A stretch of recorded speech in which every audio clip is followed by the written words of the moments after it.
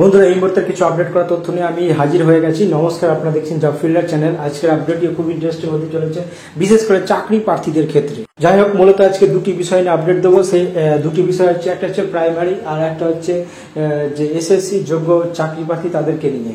প্রথমে বলে রাখি প্রাইমারি কি আপডেট। প্রাইমারি আপডেট হলো এটা যে আপনারা অলরেডি অ্যান্সার কি পেয়ে গেছেন। অ্যান্সার কি ওয়েবসাইটে বা পিডিএফ এর মাধ্যমে আপনারা কিন্তু ডাউনলোড করে দেখে নিতে পারবেন। যার যেটা সিরিজ পড়েছে সেই সিরিজ অনুযায়ী কিন্তু আপনারা মিলিয়ে নিতে পারবেন। তবে আমি বলে রাখি, রেজাল্ট যে পাসের যে হার আশা করি অনেকটাই কম হবে, কারণ প্রশ্ন অনেক টাফ হয়েছিল, অনেকে আবার পাস করেছে সেই কাউন্টের পরে, মিলিয়ে নেওয়ার পরে। যাই হোক, তো এরকম একটা তথ্য রয়েছে আমার কাছে। এর পাশাপাশি আজকের যে মূলত খুব ভাইটাল ব্যাপার যেটা হচ্ছে, সেটা হচ্ছে যে এসএসসি চাকরি প্রার্থী অর্থাৎ যোগ্য চাকরি প্রার্থীদের একটা নতুন ওয়েবসাইট তৈরি করা হয়েছে। প্রথমেই বলছি, কারা যোগ্য কারা অযোগ্য সেটা বিষয় নয়, যেসব যোগ্য চাকরি প্রার্থী তাদের জন্য নতুন করে একটা ওয়েবসাইটের পরিচালনা করেছে আমাদের এই বিজেপি সরকার। কিভাবে করেছে সমস্ত কিছু বলবে এই ভিডিওতে, চলুন আপনারা দেখতে থাকুন। আপনারা জানেন যে স্কুল সার্ভিস কমিশন নিয়োগের দুর্নীতিকাণ্ডে প্রায় 26,000 জনের যে চাকরি বাতিল করে কলকাতা হাইকোর্ট। যদিও এই নির্দেশে অন্তর্বর্তী স্থগিতাদেশ দিয়েছিলেন সর্বোচ্চ আদালত সুপ্রিম কোর্ট, কিন্তু কিছুদিন আগে ভোট প্রচারে এসে এসএসসির চাকরিহারাদের নিয়ে মুখ খুললেন প্রধানমন্ত্রী নরেন্দ্র মোদী। প্রধানমন্ত্রী ঘোষণার পরেই এসএসসি নিয়ে বড় পদক্ষেপ নিল রাজ্যের বিজেপি।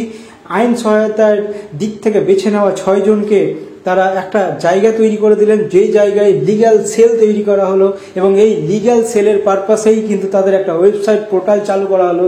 যেই পোর্টালে যারা যোগ্য চাকরি প্রার্থী তাদের সমস্ত ডকুমেন্টস আপলোড করতে হবে, এবং আপলোড করার পরেই কিন্তু সেই সমস্ত আপলোডের ডকুমেন্টস দেখেই কিন্তু বিজেপির যারা কর্মকর্তা রয়েছেন তারা কিন্তু এই জায়গাটায় সমস্ত কিছু আইনি পদক্ষেপের ক্ষেত্রে তারা সহায়তার পথ। এর পাশাপাশি প্রধানমন্ত্রী নরেন্দ্র মোদীর নির্দেশ মতো এসএসসি যোগ্য চাকরিহারাদের জন্য একটি বিশেষ পোর্টাল চালু করা হয়েছে। আপনারা জানেন সেটা বুধবার পূর্ব বর্ধমান জেলা বিজেপি কার্যালয় থেকেই কিন্তু এটা উদ্বোধন করা হয়েছিল।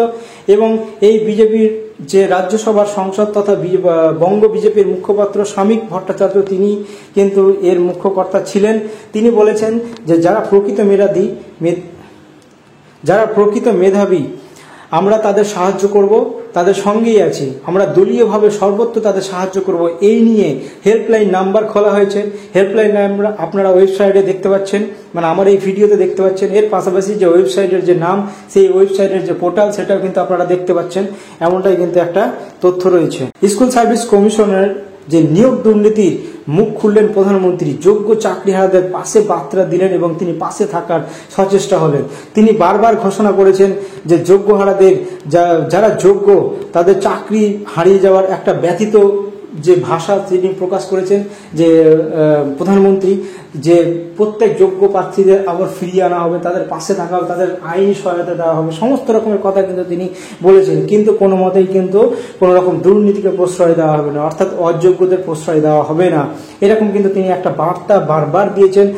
যারা সত্যিকারের শিক্ষক বা শিক্ষার অধিকারী, বাকি কিছু কয়েকজন অসঙ্গতি অযোগ্য শিক্ষকদের ক্ষেত্রে তাদের যাতে কোনো কেরিয়ার নষ্ট না হয়, তাদের যাতে কোনো অসুবিধা না হয়, তার জন্য কিন্তু বারবার তাদেরকে সহায়তার হাত বাড়িয়ে দিয়েছেন আমাদের দেশের প্রধানমন্ত্রী, এমনটাই কিন্তু জানা যায়।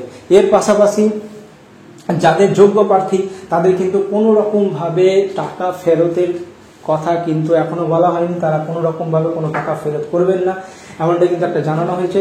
এর পাশাপাশি কিন্তু যে অযোগ্য প্রার্থী তাদের কিন্তু একটা লিগ্যাল অ্যাকশন নেওয়া হবে। পরবর্তী নেক্সট স্টেপে সেই আপডেট আসলে আমি অবশ্যই জানাবো।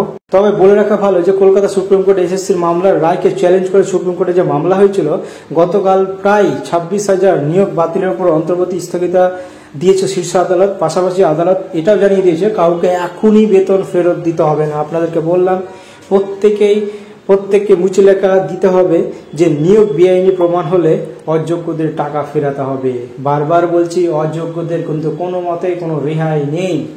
যাই হোক, এই ছিল আপডেট। নেক্সট আপডেট আসলে অবশ্যই আপনাদেরকে জানিয়ে দেবো। ততক্ষণ ধরে আমার এই চ্যানেলটি আপনারা সাবস্ক্রাইব করুন। আপনারা সুস্থ থাকেন, ভালো থাকেন, ধন্যবাদ।